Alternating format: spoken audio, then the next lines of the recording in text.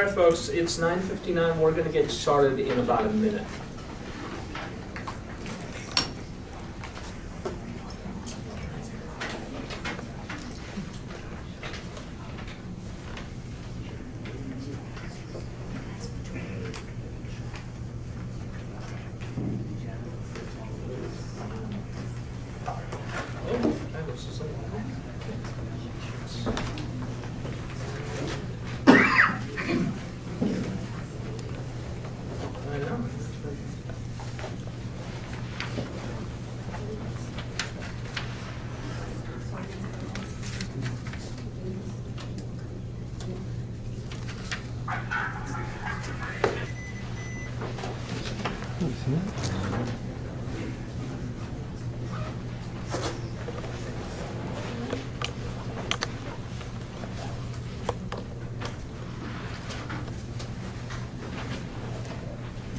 It's 10 a.m. We're going to get started. And let's go on the record.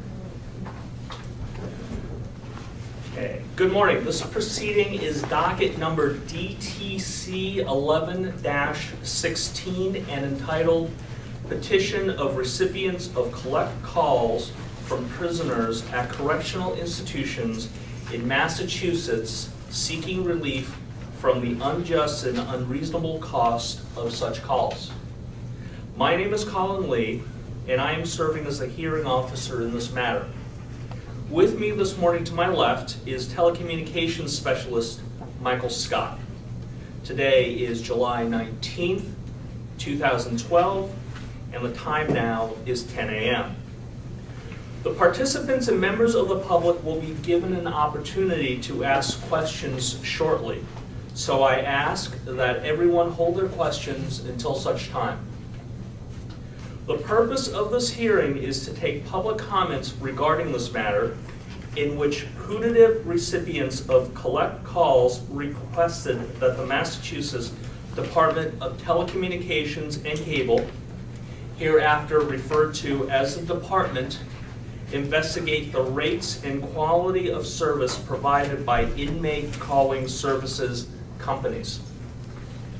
This petition was docketed by the department on November 10th, 2011, pursuant to General Laws, Chapter 159, Sections 14, 17, and 24. This public hearing is being held today in accordance with Section 24. Notice of this hearing was published in the Boston Globe on July 7th, 2012, and the Springfield Republican on July 5th, 2012. The parties on the service list for this matter were also noticed.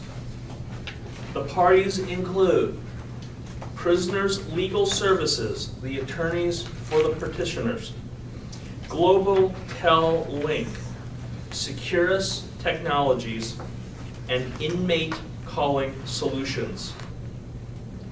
When appropriate, Global Tel, Securus, and Inmate Calling Solutions will be referred to collectively as the service providers.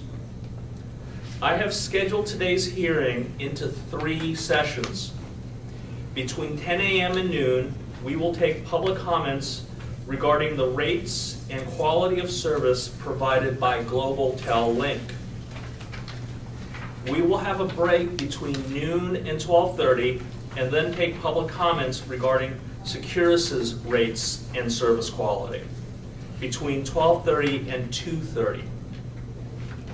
We will have a second break between 2:30 and 3 o'clock and then take public comments regarding Inmate Calling Solutions between 3 and 5.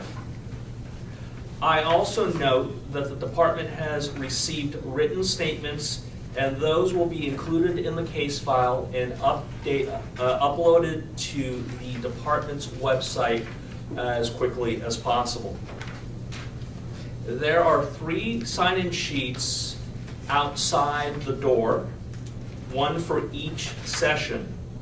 Everyone wishing to testify at this hearing must sign in.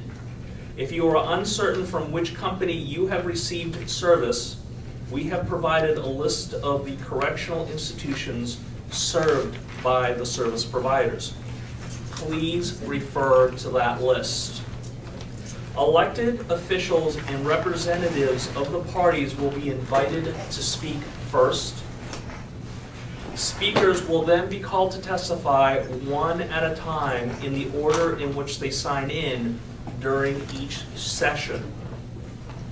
All efforts will be made to hear from everyone wishing to testify in the time allotted.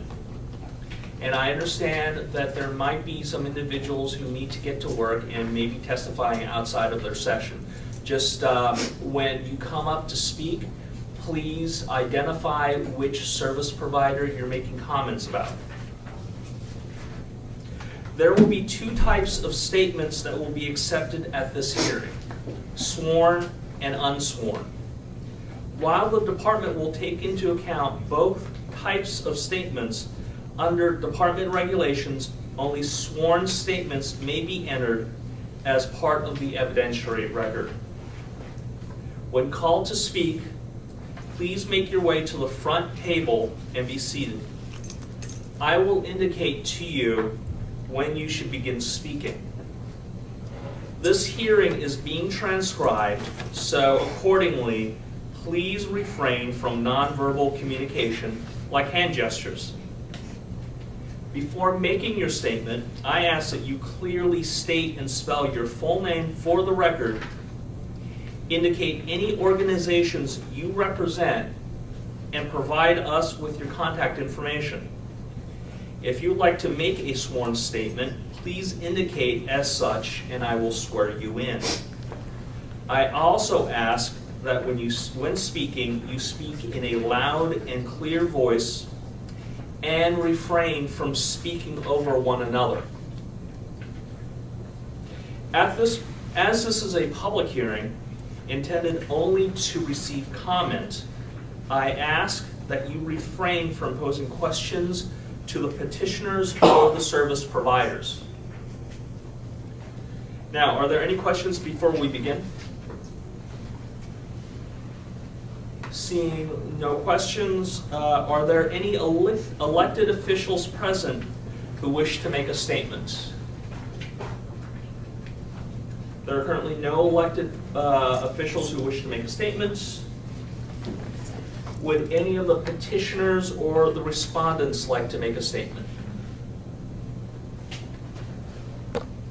Yes, we'll start with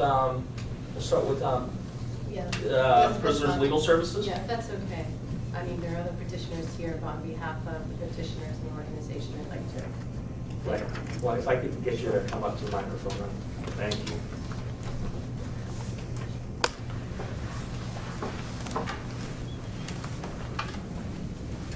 Good morning, Ms. Moss. Good morning, and thank you for having us here today. Before you begin, if you could spell your name. Sure.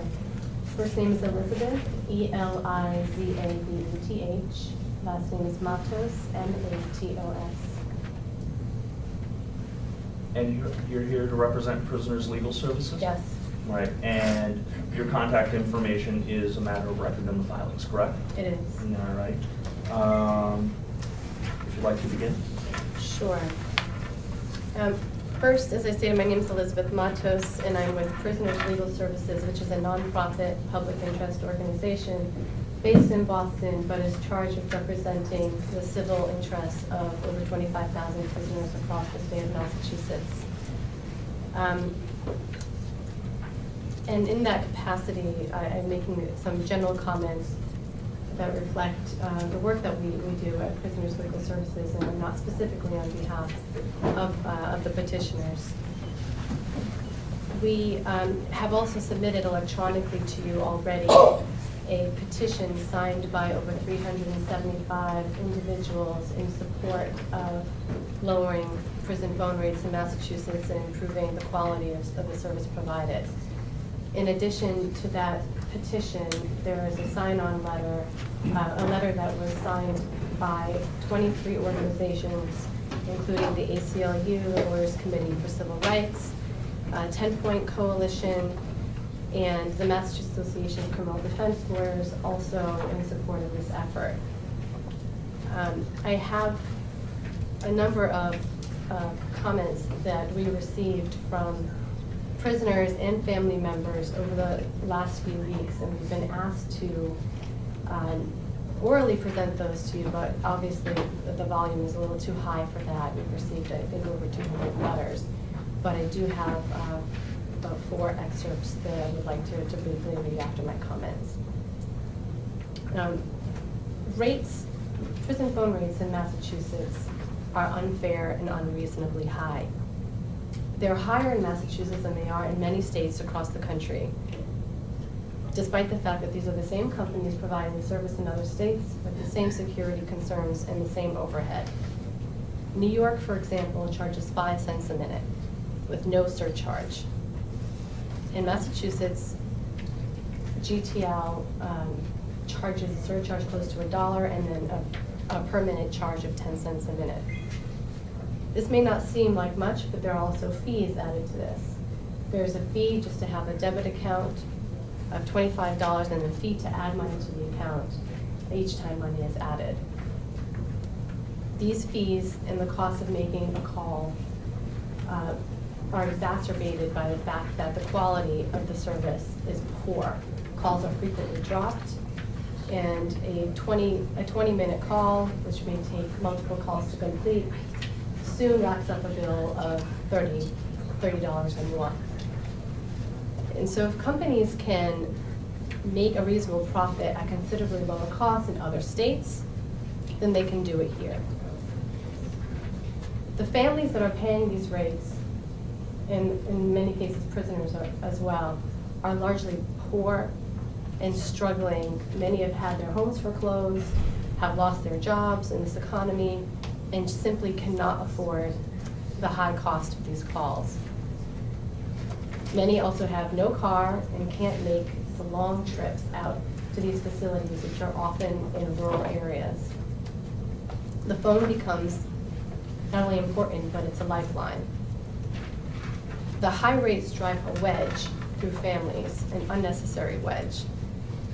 Being able to connect to your family over the phone can be a matter of survival inside a prison. We know that prison isn't a pleasant place, but there are times of acute stress, and anyone would need an outlet to their support network. We have their children in prisons, parents in prisons, and being able to connect to their family on a regular basis, even a weekly basis, is all they have in terms of hope and a connection to an idea of having a life outside of the prison walls. We have to remember that 90% of prisoners are released back into society. It's simply bad public policy and bad for public safety to make these calls cost prohibitive. There are studies reviewed by the Department of Justice that have confirmed over and over again that maintaining strong family ties while in prison is correlated to lowering recidivism and increasing the chances of success outside of prison. This is something we simply cannot afford to maintain in Massachusetts. Many of these facilities, although we're specifically talking about GTL here, pay commissions. The phone companies pay commissions to the facilities in order to secure the contracts. This effectively is a monopoly, because the families who wish to speak with their loved ones and prisoners who wish to speak with their loved ones are forced to pay these rates. They have no ability to change their provider or shop for lower rates. And the lower rates obviously don't exist.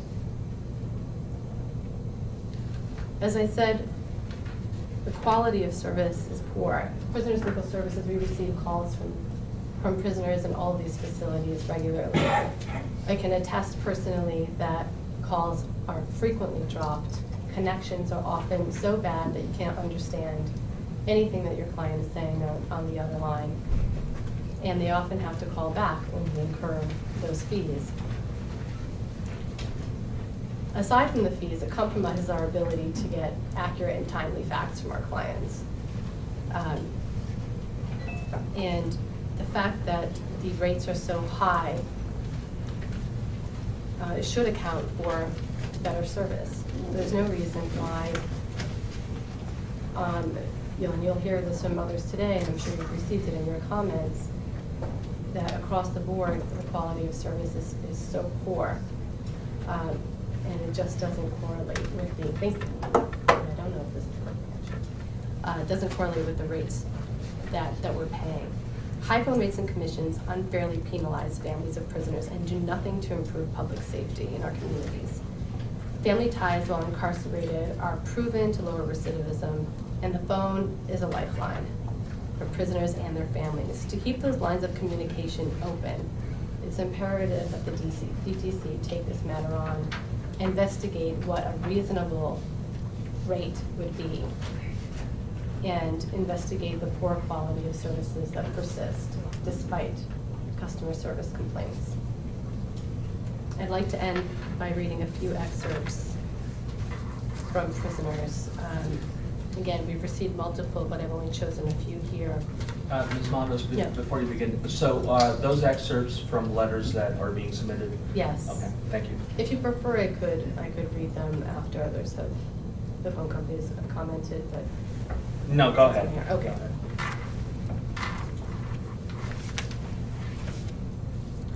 This is from Mr. and Mrs. Nunes. Our son is incarcerated at Shirley Medium State Prison. We are elderly and retired. We have health issues, and the distance to visit our son is just too much. Therefore, our only means of communication is via the telephone. We live on a limited income and do the best we can to provide funds to our son so that he can make telephone calls home. However, due to the high cost of a 20-minute telephone call, our communication is extremely limited. It is very important for all of us to keep the lines of communications open to keep a family bond. Also, our son is challenged with a terminal illness, and it is important for all of us to be able to stay well informed of each of our health conditions and issues. Besides the high cost of telephone calls, we have experienced poor quality connections. At other times, we could hear our son, but he could not hear us, and vice versa. We have experienced dropped calls, and that is an increased expense because the largest portion of the call is to connect for the first time. Further, at least 3 times per call, an overriding and intrusive telephone recording states, "This call is from a Massachusetts correctional facility." We are well aware that our son is incarcerated and do not need this overriding and intrusive recording to interrupt our conversation that we are paying for.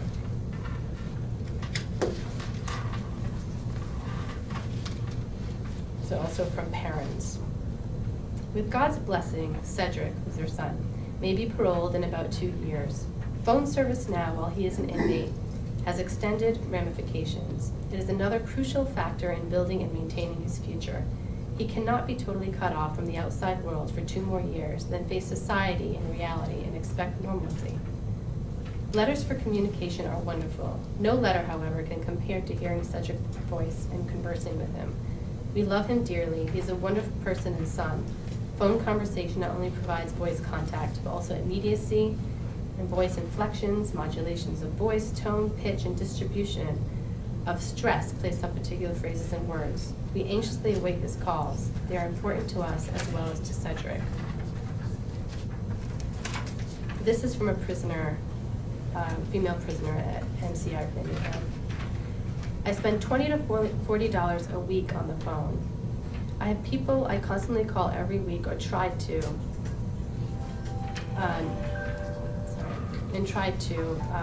per phone call, at $2.28 per phone call. That's at least $16 a week to call them once each. Sometimes I need to call back or call more than once a week because things are going on or there's something I need to talk about. My father just passed away and I'm so upset that I didn't call him more than once a week. I just couldn't afford it because I need to buy my toiletries and food. There's times I go without commissary so that I have money on my phone. I have an 8 to 12 year bid and it helps me talking to my family. Especially after my father just died and I'm trying to call my family more because I don't know who will be there when I go home. And just a couple more. This is from a parent as well, Barbara Dreyer. First, if I were here, I would ask that you pause for a few moments and remember one time when your own children had misbehaved and were being punished. Please take a moment and think of one of those times or incidents in your lives. Thank you. Now remember, that child is in his or her room, and instead of anger or crying, you heard nothing. It would be okay for a while, perhaps quite a while, if you were very angry. But then you got a bit concerned, a little worried. Is he or she okay? Did he or she climb out of the window? Is he or she so angry with you that they're doing something else that they shouldn't? Remember, it's quiet. You really don't know what's going on. On purpose, you had severed the connection to your child, and she with you. That loss of connection is what you intended your child to feel, to understand that their bad behavior has painful consequences. But you know if you keep the connection broken, your child will have to do something.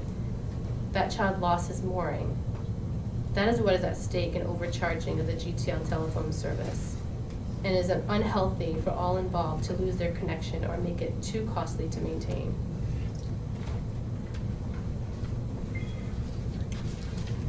And I will make this, this is the second to last one. I'm extraordinarily lucky to have a job in prison, which pays me $7.50 per week. Yet half of that amount goes into a savings account, which cannot be accessed until my release. So with the $3.75 that I'm allowed to spend, I am only able to make one phone call per week to my family.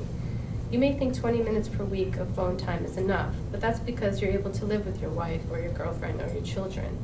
You see them each day, eat with them, put them to sleep at night. However, I must arrange time each week when my family is available to accept my call. By the time I finish saying hi and asking how each one of them are doing, the GTL recording comes on to inform me that I have 60 seconds remaining on my phone call. The pain I feel when I have to hurriedly tell my daughter that our phone time is up and I can only talk to her again next week is hard to bear. She doesn't understand why it's such a big deal for Daddy to call her, especially when she can talk on her all day on her cell phone without worries. I want to keep close contact with my children so they won't go down the road I've traveled. Hearing their voices and giving them my wisdom is an important way to ensure they remain on a positive path. And this will be the last. It's from another prisoner. My daughter expresses to me all the time that she would like to visit and speak with me more often. However, her mother, being a single mother of 4 children on welfare, cannot afford to both put money on the phone for my daughter to speak with me and pay the phone bill. So that service won't be disconnected and shut off.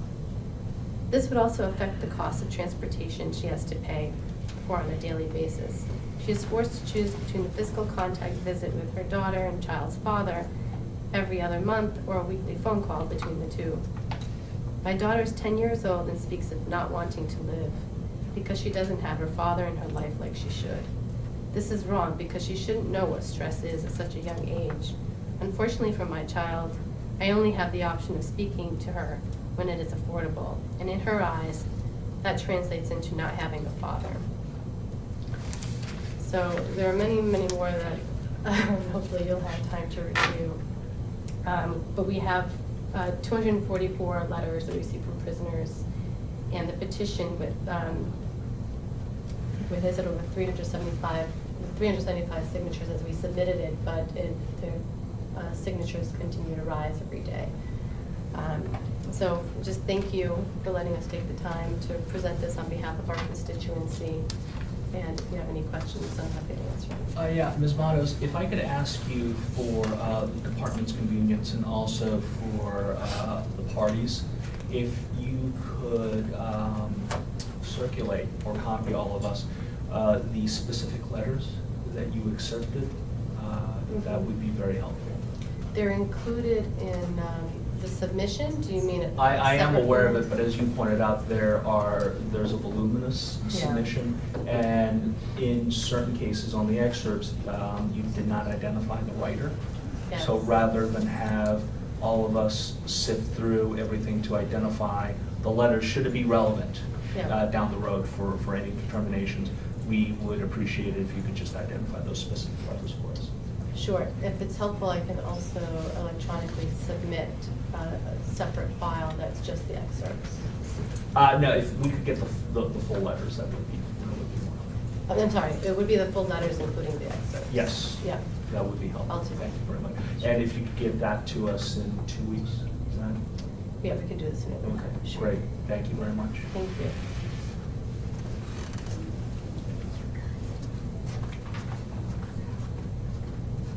Ms. Kaiser, did you want to make a statement?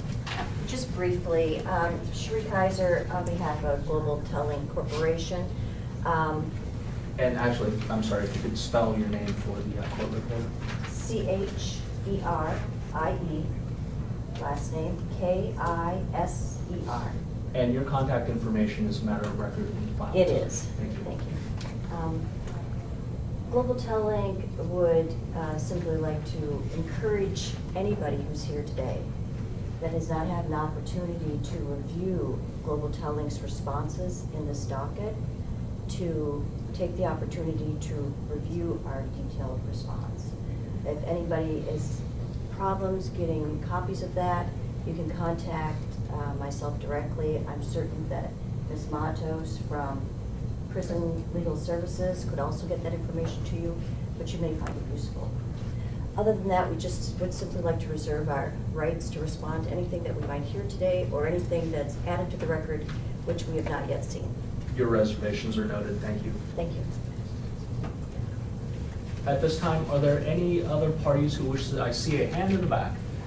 Mr. Hearing, Examiner Securus would like to reserve its opening statement until its session, if that's all right. Certainly, and if, could you identify yourself for the court reporter? Yes, I'm Curtis Hopfinger, Director of Regulatory and Government Affairs for Securus Technologies, and I believe my contact information is also on record. Thank you very much. Are there, Sorry. yes, Ms. Matos? I was not sworn in, and I don't know if that's just for others testifying today, but I assume it's for all of us. For members of the public, they'll be given a chance. You are an attorney admitted to the bar. I know that I believe you just asked now if others, I'm Bonnie Teneriello, excuse me, from Prisoners Legal Services. And I know that we do have others who were signed in to speak, I believe. Yes. Thank you. Yes, and they will all be given an opportunity to speak. Any other party representatives? Any elected officials who wish to make a statement at this time?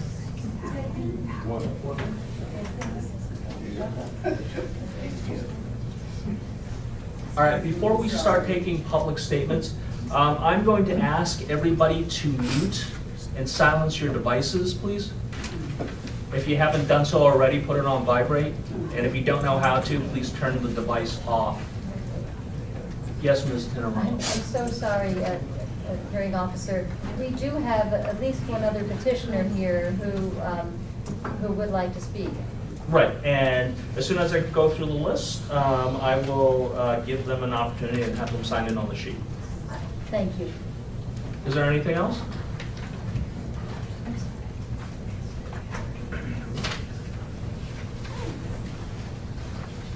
And Ms. Teneriello, when convenient, if you could provide the court reporter with your business card?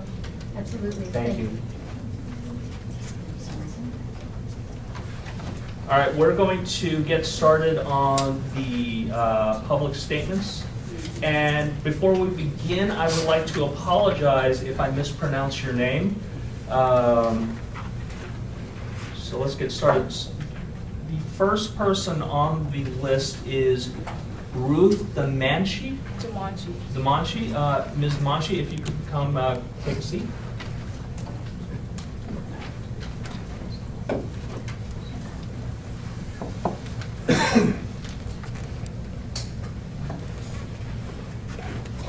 And do you want your statement to be sworn or unsworn today? Sworn. Do you swear that the statement you're about to make is the truth? Yes. Thank you very much. If you could please spell your name and provide your contact information for the recorder. My first name is R-U-T-H. Last name D-I-M-A-N-C-H-E. And your contact? It's on file. Let me just read your phone number into the record. Is it 857-888? And I'm having a problem. See, I've got 0407. 0407? Yes. Okay, thank you very much. All right, you may begin. My name is Ruth DeMonchi. I'm speaking as a delegate of the Boston Membership Benefit Council, inspired by a committee of friends and relatives of prisoners. I'm speaking on behalf of the interests of almost 75,000 friends and relatives of prisoners in the greater Boston area. We are here today to demand the Department of Telecommunications and Cable stop prepaid and collect prison phone call practices that are best described as extortion by any other name. In particular, we demand the DTC grant the petition filed by Prisoners Legal Services to order state and county facilities to cut and cap inmate call rates and eliminate per call and per minute surcharges on inmate calls, as well as to stop the shoddy, inefficient, and professional telephone services offered to prisoners.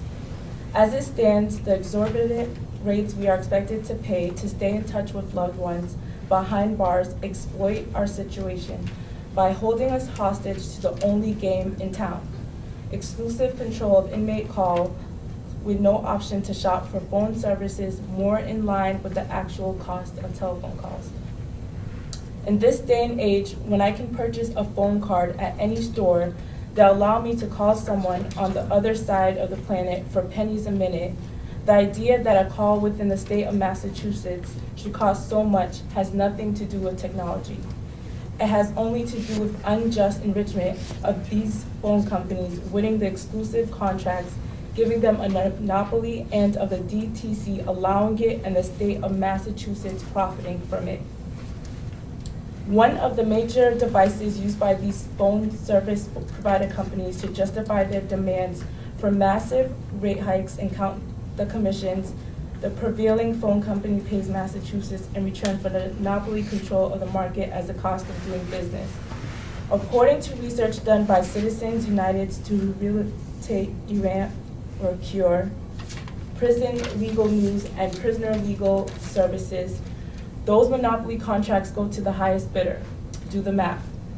The highest bid ensures the highest commission paid to the state.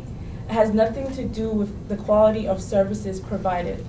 Witness the complaints of dropped calls, bad connections, requiring redialing, and additional connection charges spoken to in the petition of what those of us with loved ones in prison know from long experience. According to the FCC, when commissions are properly treated as profit rather than as fixed costs, the result is that the inmate calling service providers claim a 73-cent profit for each call that costs roughly $1 to provide. As PLS in their petition points out, falsely claiming those commissions as costs, which the DTC has approved in the past, violate FCC Order 0239 and artificially inflates the costs claimed as a basis for rate increases. We call on the DTC to cease and desist from treating those commissions as costs. When I was a kid and studied civics in school, they taught us that government officials were not supposed to accept payments, also known as bribes, in return for granting some company or individual preferential treatment in bestowing government contracts or favor. How is this any different? Under what rationale should the government of Massachusetts have the right to demand a payment in return for bestowing a contract in the form of a monopoly on provision of services? How is that really any different from a kickback? Yet Massachusetts isn't doing this under the table or in the back room. They've written it right into their regulations. Does public disclosure and transparency really make it any more acceptable? It's just flagrant. Why are Massachusetts prisons allowed to profit from inmate phone calls? Doesn't this in fact constitute yet another tax, fine, or surcharge on prisoners? What exactly are the prisons and jail costs that they need to levy yet again another charge on a loved one's existence? It is no excuse to say that Massachusetts is not alone in allowing astronomical fees to be charged to the friends and families of loved ones in prison. Shame on our government for engaging in such practices. How is this yet not another penalty? It is the judge's role and responsibility to render sentences, to levy the fines against, along with the incarceration sentences, not the DTC. Yet the only reason prisoners or their families are paying over this money to the state is because of that very incarceration. In Massachusetts, the state takes in approximately $4 million a year from these commissions alone. The government's heavy reliance on commissions from inmate phone service providers to finance prison operations has strategic implications as well. Extorting these millions from friends and families of prisoners, 85% of whom are low income and minority, helps this government pay the price tag for the ever-increasing acceleration of incarceration in the state. This is part of how Massachusetts plans to bankroll implementing a 3 strikes bill, expanding the prison sentences of large groups of prisoners. This growing use of cost-shifting measures becomes an additional economic sanction on the prisoners and their families. Across the country, in the face of ever-expanding expenses and shrinking budgets, federal and state criminal justice officials are becoming more aggressive in their efforts to shift a range of costs to run both the criminal justice system and the prisoners onto the shoulders of those convicted of a crime. From fines to surcharges to attempts to charge for room and board, these charges are not aimed solely at benefiting victims and punishing offenders. Policy members are increasingly using them to keep the system in the back.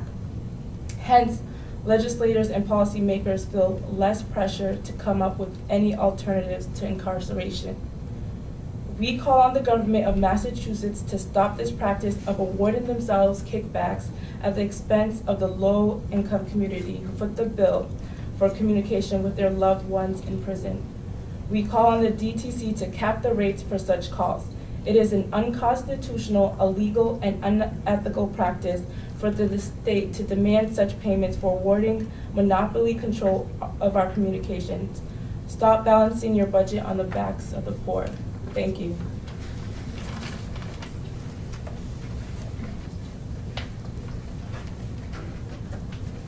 The next person I have on the list is Monique White. Good morning. Hi, good morning, Ms. White. I'm Monique White, MoniQue, last name WHITE, And your contact phone number is? area code 857-318-2125. Thank you. And I'm also here as a delegate of the Boston Membership Benefit Council. Okay, before we get going, do you want your statement to be sworn or on? Yes, sir. All right, do you swear that the statement you are about to make is the truth? Yes, sir. Thank you very much. You can grab a seat and begin. Thank you. As I said, I am too here as a delegate of the Boston Membership Benefit Council, which was inspired by the Committee of Friends and Relatives of Prisoners. And I am speaking on behalf of the interests of almost 75,000 friends and relatives of prisoners in the greater Boston area. We are here today to ask you to stop prepaid and collect prison phone call practices that exploit friends and relatives of prisoners trying to stay in touch with our incarcerated loved ones. In particular, we demand the DTC grant the petition filed by Prisoners Legal Services to cut and cap inmate call rates and eliminate per call and per minute surcharge on inmate calls, as well as to stop poor quality of telephone services offered to the prisoners. And in an age when technology allows command posts at NASA to communicate clearly, with astronauts in space, surely the thickness of prison walls does not account for the bad services. The Department of Corrections reports in the most recent U.S. Census show that 94.4% of the households with incarcerated loved ones who bear the brunt of these astronomical phone call costs are in communities that rank at the bottom of Massachusetts' 351 communities when income is taken into account. Blacks and Hispanics make up 15.6% of the state population. Blacks and Hispanics, however, make up 56.6% of the prison and jail population. Hence, the high surcharges per minute call charges approved by the DTC, which passes along to inmates and their relatives the enforced commissions paid by the winning phone company to the state disproportionately affects Blacks, Hispanics, and others in the low-income communities of our state. Remember the days when the cost of long-distance calls was completely out of reach for working families. That was before technology made it possible to connect the world in ways that brought the cost down to pennies per minute. Flat rate, long distance, free minutes on cell phones and other gimmicks add to a world of communication that brings loved ones right into your home. We see it regularly on the news, where programs like Skype allows families to see and talk to their soldier husbands, sons, and brothers over the computer while they are sitting on top of the highest mountain in Afghanistan or in the desert of Iraq. And they do so at hardly any cost. Yet there is one group in this country that has been systemically shut out of such an ability to communicate with their loved ones. That group is inmates in prison facilities. Despite the fact that studies show the role that family ties and keeping connected plays in the rehabilitation and reintegration of prisoners back into community at the end of their sentences.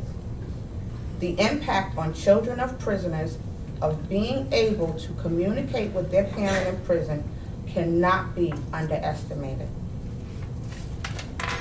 Prisoners are not allowed to just pick up a phone and call home. Prisoners are not allowed to have cell phones. They can't get phone cards from their families to use on payphones to call home. And of course, their families are not allowed to call them. Instead, they can only make phone calls using the pre-designated Department of Telecommunications and Cable, DTC, approved companies that hold the monopoly on the calls. The rates are set at fees as high as 65 cents surcharge plus 75 cents per minute for local calls and a $3.95 surcharge plus 89 cents a minute for an interstate call. This is extortion by any other name. It is pretty obvious how devastating these charges can be for low-income families of prisoners who can ill afford to pay these high rates. The money they spend to stay in touch with an incarcerated loved one is taken from food, medical care, clothing, as well as school costs, supplies, and necessities for their children. Government prison authorities hold inmate funds as trustees and owe a fiduciary duty to the inmate whose funds they hold in trust. When a trustee awards a contract based on receiving from their beneficiaries' trust funds the highest possible commission, this is both a clear breach of fiduciary duty and unjust enrichment. We demand that the DTC reconsider its approach to setting rates for phone service providers holding monopoly contracts on prison phone services and eliminate the excess charges. There is no incentive for these phone companies to seek more efficient technology, available means of providing the service and of keeping their costs down when they know that their payment of commissions guarantee them a place on the gravy train. We ask you to give us back our ability to connect with our loved ones on a regular basis without requiring that we forego basic necessities for our families, which is already impacted by the increased cost of incarceration of a family member. In summary, I echo the question from Prisoners' Legal Services petition. Is it just and reasonable to impose on the families and friends of prisoners an annual multi-million-dollar obligation to fund public revenue coffers and local jail facilities? Or is it that an obligation should probably be borne by the general public? It takes on the nature acts and constitutes additional punishment imposed on the consumer for no other reason than that of a family member being incarcerated. We ask you to reverse the current rate-setting practices. Those of us who are friends and relatives of prisoners who bear the brunt of the charges also pay taxes on our low-income jobs. We do our part as the taxpayer of the state. Stop denying us the ability to exercise our freedom to associate with our own loved ones by pricing communication out of a range or penalizing us with additional hardships to prioritize these expensive calls. And I thank you, sir, for your attention in this matter. Thank you.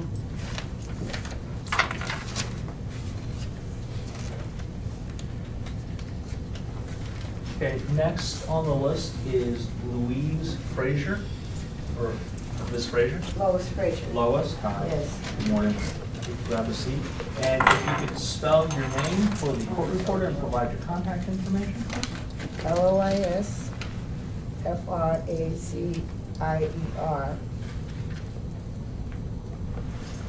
And your phone number? 617-818-6141. Thank you very much. Do you want your statement to be sworn or unsworn? Sworn, Okay. Do you swear that the statement you're about to make is the truth? yes. Thank you very much. And are you speaking, which service provider are you commenting on, ma'am? Both Global and Evercom. And I'm representing CFROP, Friends and Family and Relatives of Prisoners. All right, you may begin, thank you. I'm a parent, and I have sons, three sons who've been in and out of prison. And I am on low income, and I have been paying a lot of money out of my income yearly to talk to my sons in prison. And I do not think that it's fair that we are being overcharged the way we have been overcharged. And our phone conversations are always frizzled, and they don't go through at times, and you know, it's like, it's unfair. I need to know that my son's is safe in prison, and that you know, we have a bond. I am a single parent, and my son, one of my sons who's been in and out of prison for many years and has mental illness, and it's very hard for me to keep up the calls to make sure he's safe. And I find myself always having to reach out to my friends and my family for funds to pay for these calls.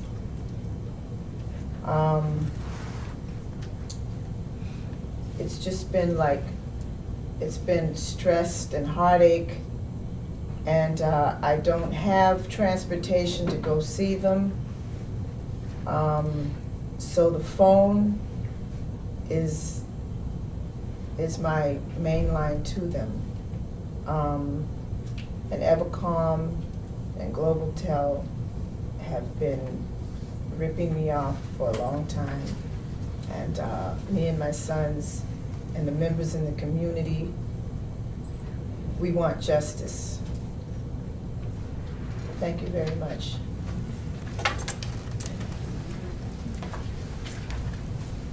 Okay, the next person on the list is Deva Dawson.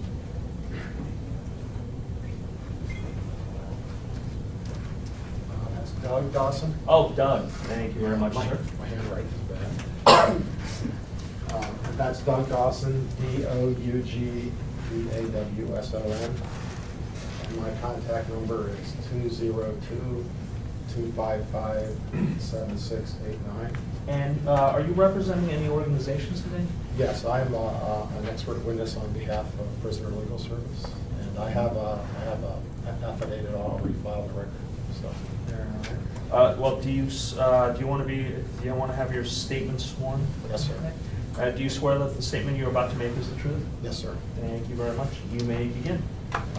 I'm here today as an expert witness, and my area of expertise is both technology and also cost of rates.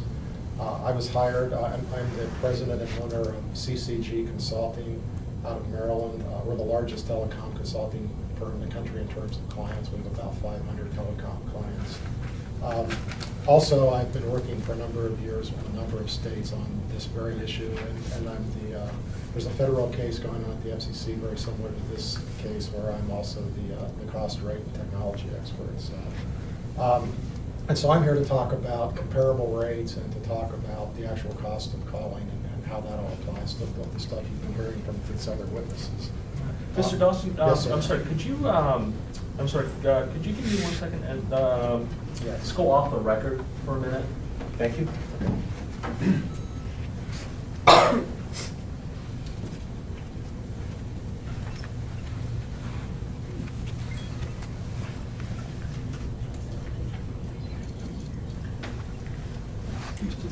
Take it, campus any smaller than that. Some folks were saying Okay.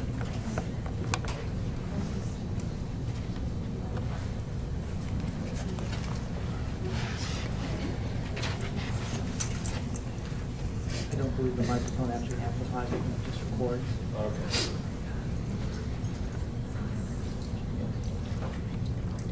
Proceed. I just wanted to note for the record that Evercom is now Securus. Is that correct from the representative with Securus? Yes, it is. Okay, thank you very much. Mr. Dawson, we've got, as you can see, a pretty full house. It's not an appropriate time at this point to offer expert testimony, and certainly we have your affidavit on file. If you want to make comments of a public nature, you're welcome to do so, but as far as expert testimony regarding rates, I would ask that you hold your comments until the end of the day so we give members of the public who are receiving the phone calls a chance to speak. Okay. Thank you, hearing officer. We actually did request that Mr. Dawson travel here for the purpose not of getting into any factual details regarding the rates in this case, but we've asked him to address general principles of, in the industry, just for the benefit of the public here, as well as for yourselves, obviously primarily for yourselves, but we've made the same request, and I believe that that is the substance of all his testimony today. Mr. Dawson, are you going to be available during the day? Yes, sir. All right. Well, then, if he's going to be available, I'm just going to ask him to save his comments until towards the end of the day when we anticipate more time. He will have an opportunity to speak on the record, but I would just like to get a lot of the working folks a chance to speak first. Thank you very much. Thank you, Mr. Dawson.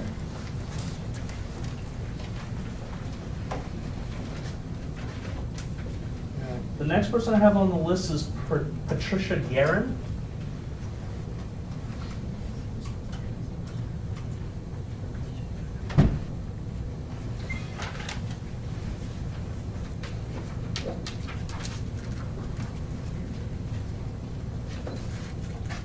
Good morning. I'm one of the attorneys on the case who signed the petition, and I also am here to speak on behalf of several of the petitioners. You received phone calls from the facilities?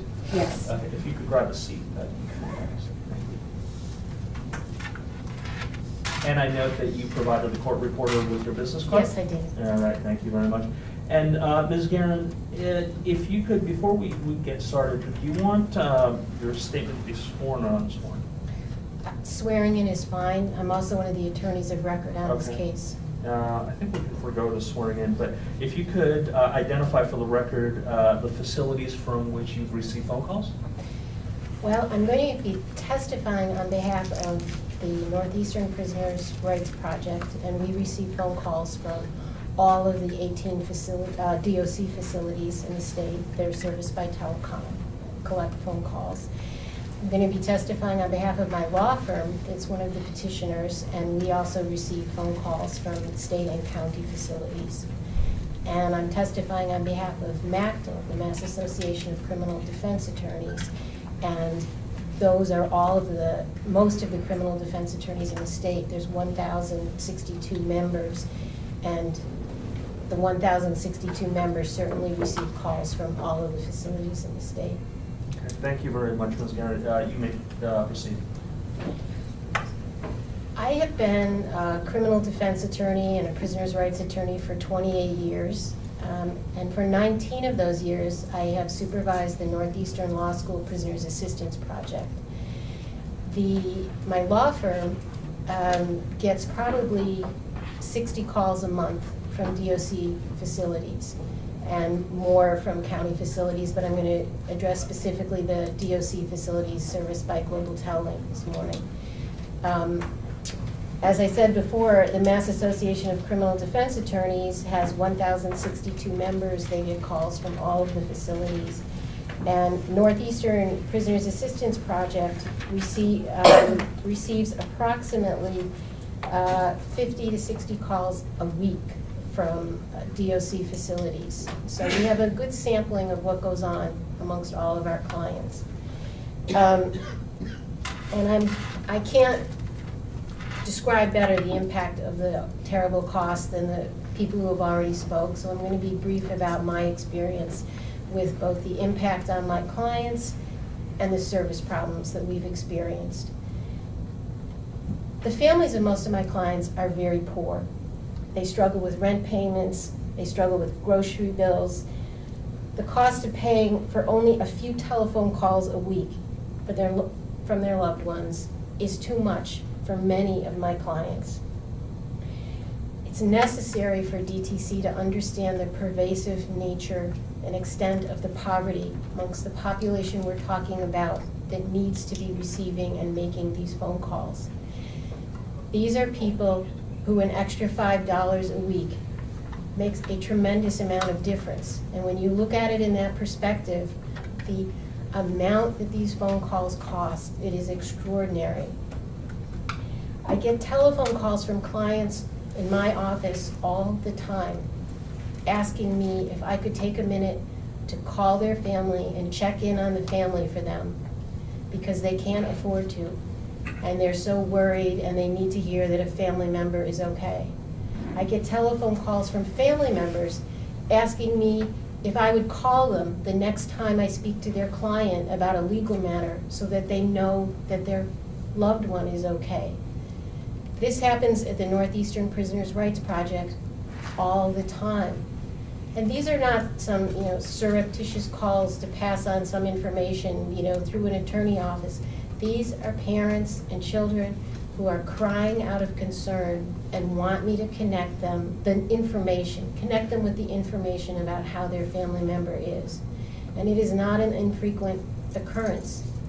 And it is something that I do and that many members of MACDL do and that my students at Northeastern do, because we feel the pain that the families and the prisoners are feeling when they can't connect with their family members. The hardship to be able to make these phone calls and being cut off from a family member is one of the most painful heartaches, worries, causes of anger and frustration in the prison that I've seen. Prisoners become angry at their inability to talk to their family members. They feel cut off, they feel frustrated. It creates an unstable environment.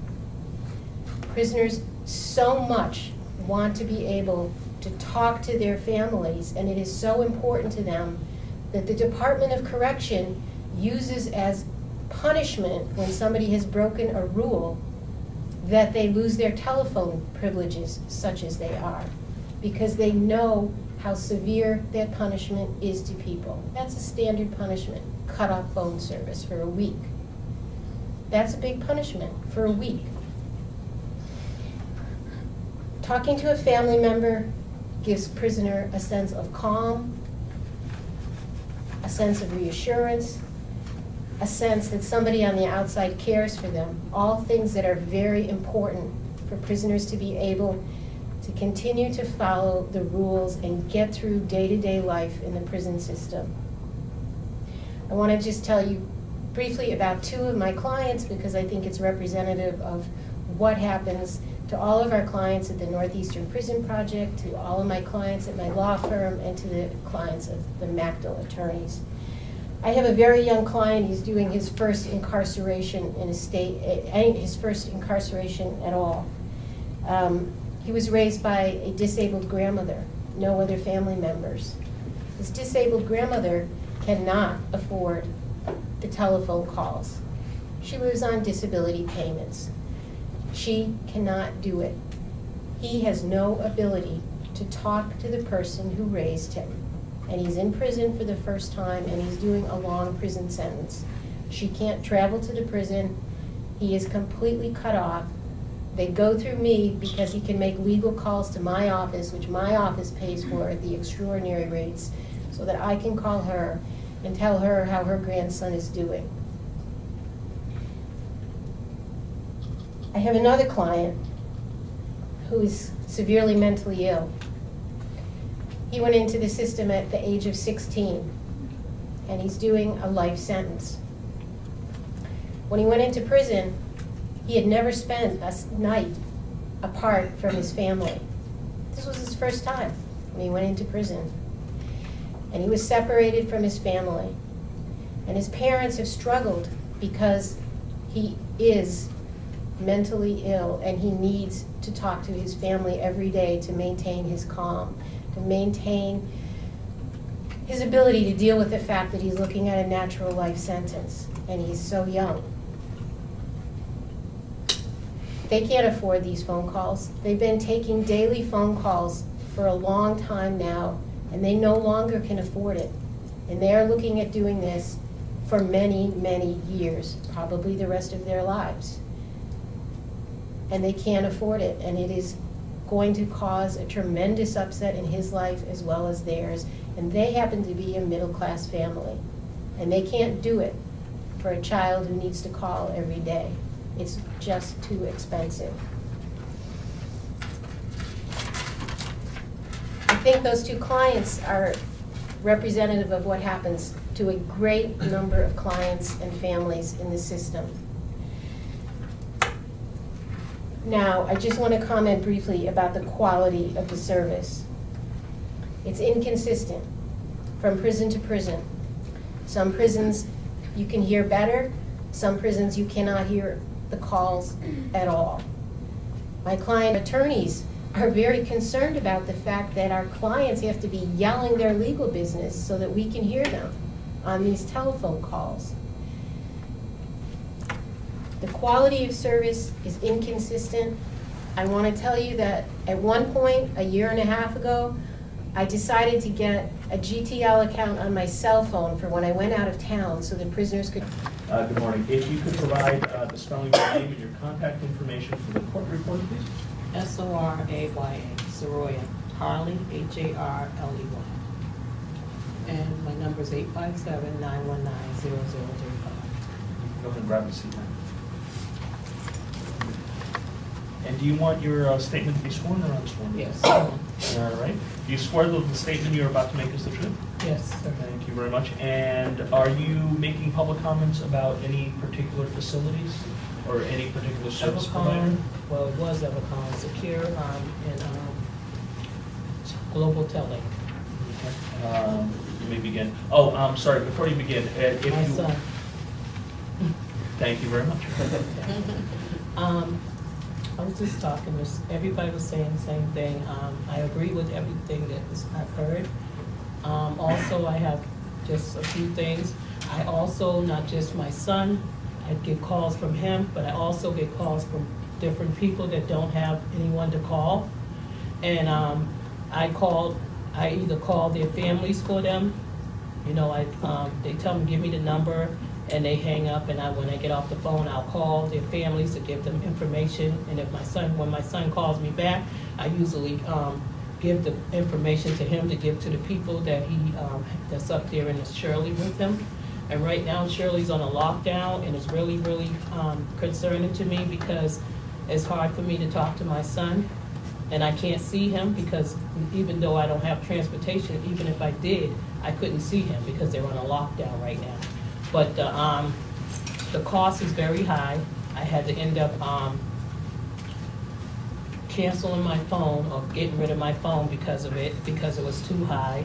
Evercom is always dropping calls, like everyone say. It's always a third-party call or any of that, all that. My son has a disability, plus he has a seizure disorder. He's been having a lot of difficulty. I've been trying to keep my phone on to keep in touch with him, because if I don't hear from him, I get very depressed, because I have anxiety disorder also and different things going on. I am a low-income parent, single parent, doing the best I can. And sometime I have to give, well, not sometime. Sometime I have to at least tell him not to call me as much because of the money. And I try to keep a lot of money on my, not a lot, but I try to keep what I can on my phone to keep his calls accurate and my call, because I can't, when I call up there as his guardian, I can't get no information from no one. So therefore, it's better for me to be able to contact and keep contact with him, so that when he calls me, I'll be able to accept his calls. But because of the bill being so high, and this has been ranging from 2001 to present, I've been getting it started from Evercom when he was in the Suffolk County system, to now Global Telling, and it's not getting no better. And it's been a lot of money I lost trying to keep my phone on, keep the collect calls coming so that he can be able to keep in contact with me. It's not easy doing it by myself, and I'm just asking that we get, that you all can, work with people that are not able to pay all these bills, to lower them, so that we can be able to hear from our loved ones, so that we all will be able to have a clean feeling about each other, and we'll be able to, like the lady said, it causes a lot of drama in the system, the penal system, if you have a person locked up without contact with family members and friends.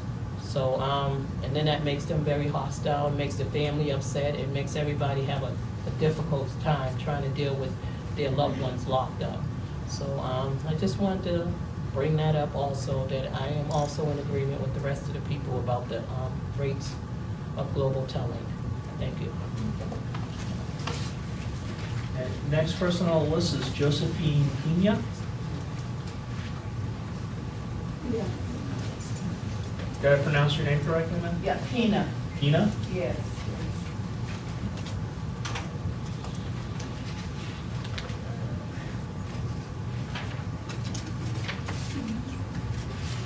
Good morning. Good morning. Okay, Ms. Pena, if you could spell your name for the court reporter and also provide her with your contact information. It's Josephine, Josephine. My last name is Pina. And your phone number? It's 617-541-0382. And did you want to make your statement sworn or unsworn today? Sworn. Okay. Do you swear that the statement you're about to make is the truth? Yes. Thank you very much. And if you could also identify the facilities from which you're receiving the phone calls? Global Link. Okay. Which particular facility? Global Link. Yeah, The main one. Yeah, the institution. Oh, I'm sorry. It's Norfolk. Okay, thank you very For much. my son, Stephen Pina. Okay, you may begin. Thank you. Okay, I just want to emphasize what most of the people have said here. I'm a mother. My son's been in prison for 18 years, wrongfully convicted, and I want that known because they are working with the Innocence Project for him. I've dealt with this for those many years, the phone calls, period. But Global Link has been a real problem, like everybody's saying.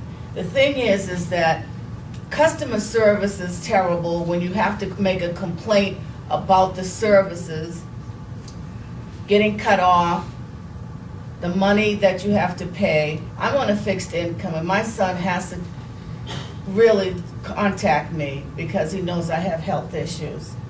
And the thing is that when I don't hear from him, it really affects me, and vice versa. I don't get a chance to really see him the way I'd like to see him because I don't have transportation, and there's no buses that go out to Norfolk to be able to do this on a regular basis. So my contact with my son is very, very important. I remember, and I have to say this, there was a problem with making a payment when I was being the connector to the phone company. And they told me I didn't make the payment. I had a $50 payment from my card, and they said I didn't make it, and I knew I made it. And they weren't gonna, give me my money back, or they weren't gonna even give me the service. So I had to go to the bank, my bank, and get the statement, and it showed that I did make the payment. And it took me almost like a month and a half to get this straight. I stopped being the connector, so my son right now is the one that I send him money so he can be the connector to Global Link. And we have problems, just like everybody's saying, being cut off. That recording drives me crazy. Every time you're talking about something important, it comes in. And sometimes we get cut off. The phone system is bad again. And it's just a terrible, terrible thing. I feel like the real problem is the payment also. The money, almost like $3 and something for you're in Massachusetts. You're in Massachusetts, and it seems like you're calling to Africa. And that bothers me. And the service is terrible. The service is terrible, sir. And I really want the department to really take this into consideration, really I know there's a lot of parents that are feeling just like me and the rest, but I really want you to take this into consideration because it's very important. We want to connect with our loved ones. We don't have money like other people that might be able to do this, but most of us are low income. And we have problems mentally, physically, and emotionally. And we need to connect with our children or relatives. And I'm the only one my son really talks to on a more personal level because he is in prison and he only can talk to me about certain things, which I appreciate. When I don't hear from him, I really get upset. I get upset because I don't know what's happening in that prison.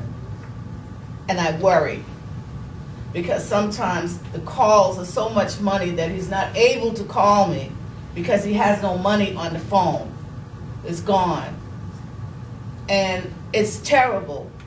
It's terrible. And it's locked down. You never know what's going on in the prisons. My son's been in all the prisons.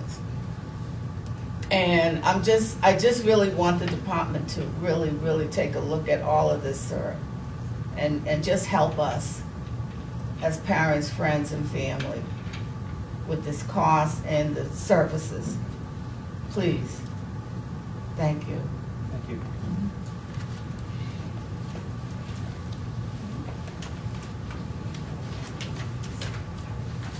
The next person on the list is Natasha Bowman.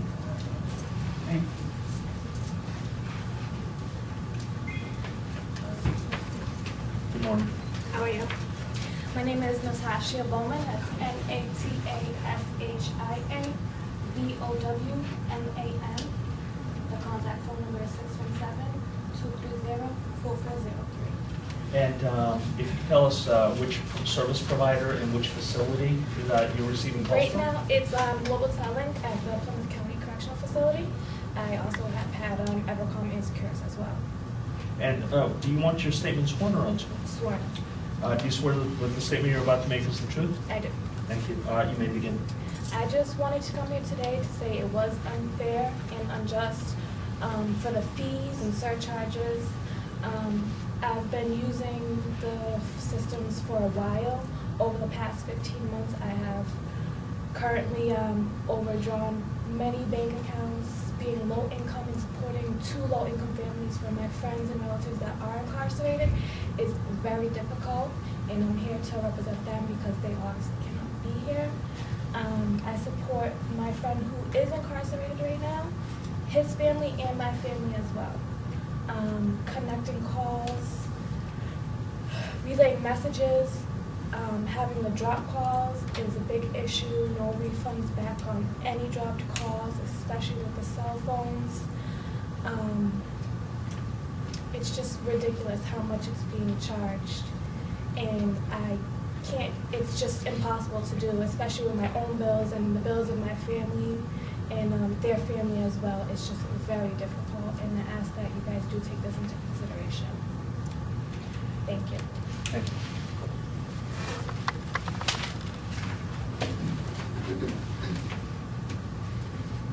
The next person I have on the list is Karen Hicks. Morning. Good morning, Ms. Hicks. If you could spell your name for the court reporter and also provide your contact information. Sure. Thank you. Karen, Karen, Hicks, Hicks, and contact number 857-233-7194. All right. And do you want your statement to be sworn or unsworn today? Sworn. Do you swear that the statement you were about to make is the truth? Yes, I do. Thank you. And if you could tell us which facility and which service provider you're receiving phone calls from, please. Shirley Medium and Global Link. Thank you. You may begin. I have 2 family members at Shirley Medium. I have a brother who's a lifer and has been in prison more than 30 years now. He is now living in the infirmary, dealing with a chronic disease, and I am spending more than $300 a month to keep the lines open, so if he needs to call me, he can. He has been rushed to the Leominster Hospital on numerous occasions, and in order for me to stay updated and for him to feel as though he can call home and let me know what's going on, I am like spending crazy money.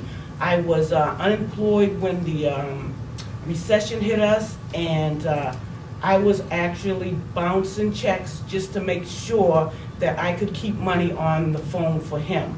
I also have a son who is at Shirley, and he went into Shirley when he was 19, my only child, so I make sure the phone is on also for him, so he can call me. He went in as a disabled teenager and has all ADHD and other issues going on with him, and he needs to call me when he is feeling overwhelmed or stressed so I can talk to him. I'm the only one he has. I'm the only one my brother has. My mother is still alive. She is right now in a rehabilitation hospital. My brother cannot call her. I have to.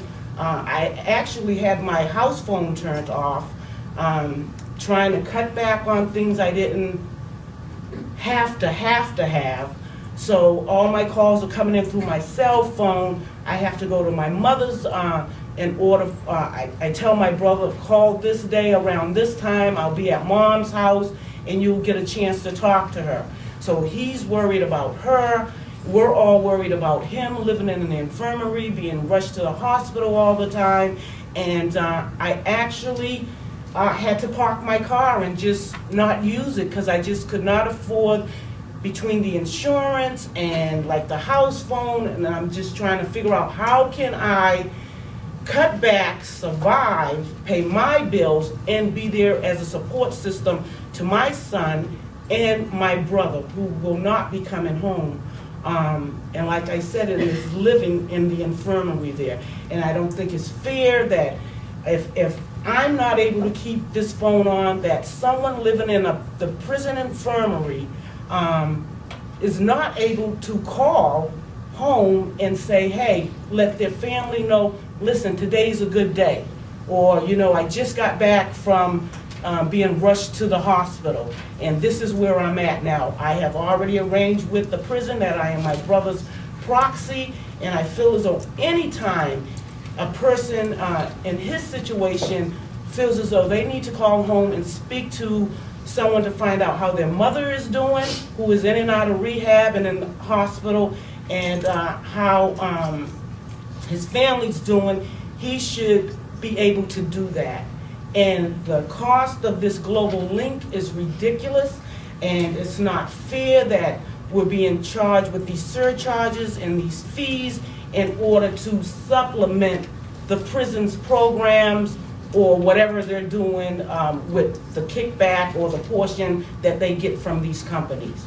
And so this is why I'm here today, to advocate for myself, my brother, and any other family who is in the situation that I'm in right now with my family. Thank you, Mrs. That's all I wanted to share. The next name I have on the list is Carolyn Berry. Who's Berry? Good morning. I'd like to ask you to spell your name for the court reporter and also provide her with your contact information. CarolynBarry, 617-823-8390. And did you want your statement sworn or unsworn? Sworn. Sworn. Do you swear that the statement you're about to make is the truth? Yes, I Thank you. Could you tell me which facility and which service provider you're receiving the phone calls from? Global Telling and I think Evercom, both of them very expensive, and the facility is Dedham and Shirley. Thank you very much.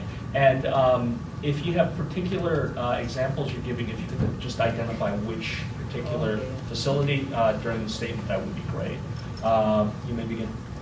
Right. In particular, Dedham facility, my son doesn't call me because the call is so expensive. So I can just go to visit him. He doesn't call at no time because we cannot afford for him to call because of the expense. So I can just only see him. And there are situations that happens there that is not fair, where they accuse him of something, but then when they investigate, they found out that he was innocent. And the situation is just unbelievable. But I'm just praying that everything will work out for him, and when he comes home, he'll just understand and just keep away, because as a black person, as a poor person, the situation is just unbelievable. And I'm not going to go into like detail, but a lot of people here say the same thing, you know, with a third party call. You know, they say, oh, we detect a third party call on the phone, and it wasn't true. I don't know why they come up with that to say there's a third party, just because when you do the connection, there's like a $3 connection each time the person called. It's very expensive for that reconnection, so that's all. I think they make their money, and they do that all the time. It's just unfair. Shirley situation, the same thing. The calls, the phone there is just no good. I say, I can hardly hear what you're saying. Could you repeat? And the time is just going and going and going, and you can hardly hear what he's saying. And then sometimes he knocks the phone, boom, boom, boom, boom, and then sometimes you'll hear the call much better, and then it goes right back down again. It's just unbelievable. And then the cost, third party, we detect a third party call on the line, boom, they cut it off. You have to call again, and that reconnection is very expensive, and it's just so unfair. And it's like, as a poor person, you know, you're poor, but they're still pushing you down and pushing you down and pushing you down. And if I was a rich person, I would have put bail and get a very good lawyer and not using the court lawyer that sometimes doesn't do a good job. But, you know, I'm not going to go into that. I just want to talk about the global telling that is so expensive and not doing a good job, and the phone is up. It's just a mess.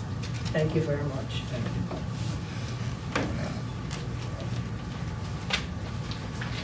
Those are all the names I have on the list for this session for Global Tel. Is there any other member of the public who wish to make a statement regarding Global Tel specifically? If not, Ms. Frazier, if I could ask you to come close to the microphone, I just needed to clear up a detail. Thank you very much.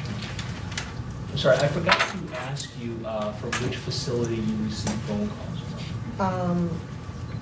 Shirley Minimum, Sousa Baraneski Correctional, in Is- Shirley, Mass. Is that it? For now, yes. Okay, thank you very much, I appreciate that. All right, I'm gonna ask if, again, if there are other members of the public who wanted to make a statement regarding phone calls by Global Tel specifically. If not, I'm gonna take a 5-minute break, and then we'll reconvene in 5 minutes. We're gonna go off the record. Thank you.